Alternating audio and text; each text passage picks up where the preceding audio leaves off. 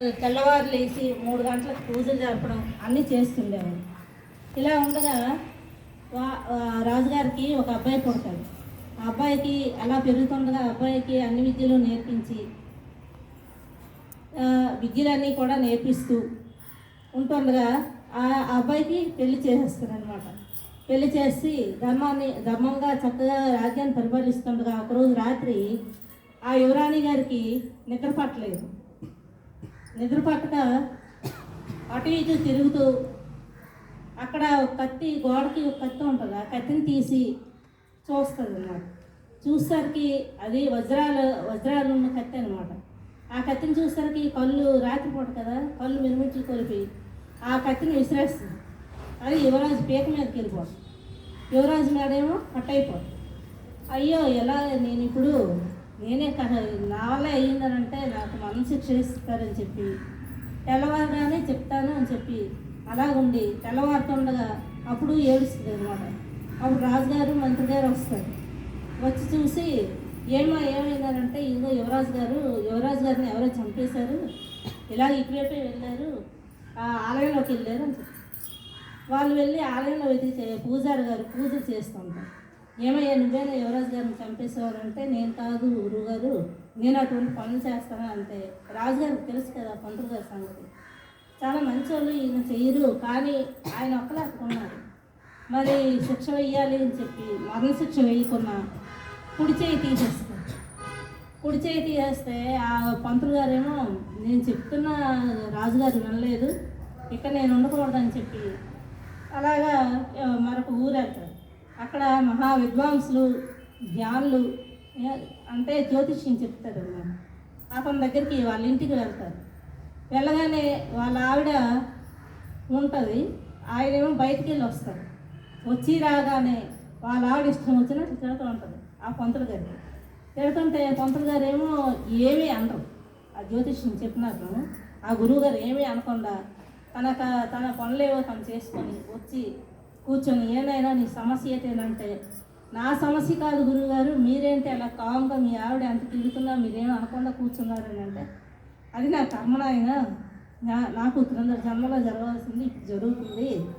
నేను అప్పుడు కాకిని, మా ఆవిడేమో గాడిద, ఆవిడికి పుండు వీపు మీద ఒక పుండు పుట్టింది. నేను కాకిని అయ్యండి ఆ పుండుని రోజు పొడుస్తుండేదాన్ని, అంటే నేను పురుగులు తినడానికి పొడుస్తుండేవాడిని.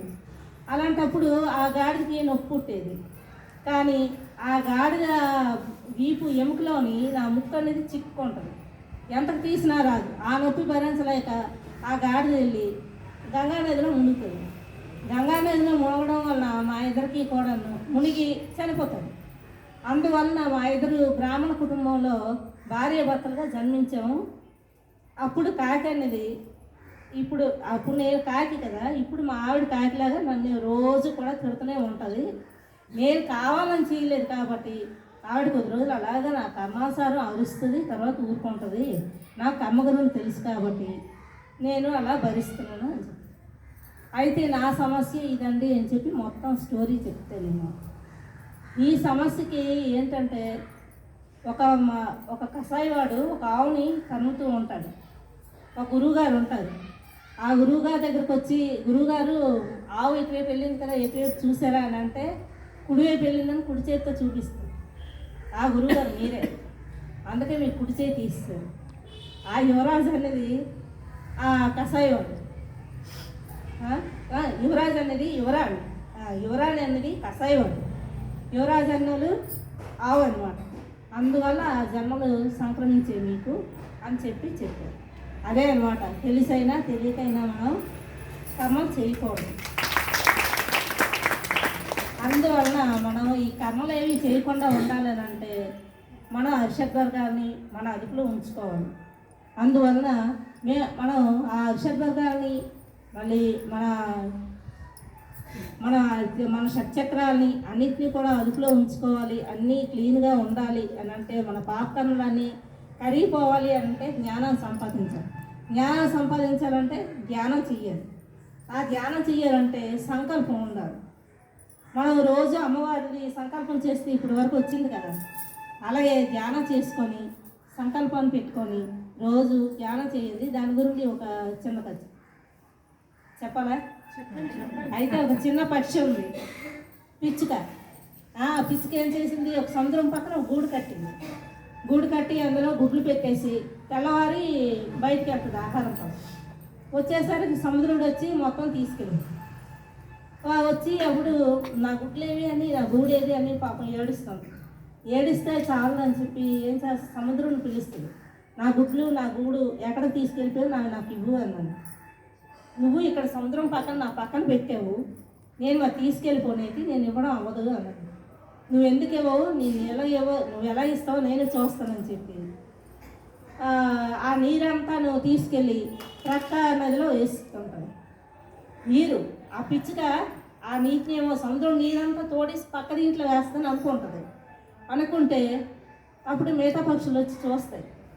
ఏంటి చేస్తున్నావు నువ్వు అని అంటే, ఇలాగ సముద్రుడు నా గుడ్లు నా పిల్లల్ని తీసుకెళ్ళిపోయాడు, ఆ సముద్రం నీరంతా తోడేస్తాను అన్నాడు. అలాగేం కాళ్ళు పిచ్చిదానా అలాగేలా చేస్తామంటే, మీరు వెళ్ళిపోండి నేను చేసుకుంటాను. అప్పుడు ఒక 5 రోజులు పోయాక మళ్ళీ వస్తాయి ఆ పక్షులు, వచ్చి చూస్తాయి.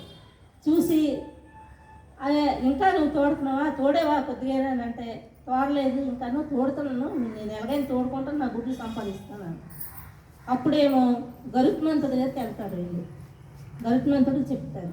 గరుత్మంతుడి దగ్గరికి వెళ్ళి స్టోరీ అంతా చెప్తే, ఆయనేమో మన వల్ల అయ్యే పని కాదు ఇది, విష్ణుదేవుడి దగ్గరికి వెళ్దామని చెప్పి విష్ణుదేవుడిని తీసుకొస్తాం. విష్ణుదేవుడు వచ్చి ఆ పక్షి తాలూకా కృషి, పట్టుదల, సంకల్పం చూసి ఆ సముద్రుని పిలిచి ఆ గూడు గుడ్లు 2 కూడా ఇప్పించారు.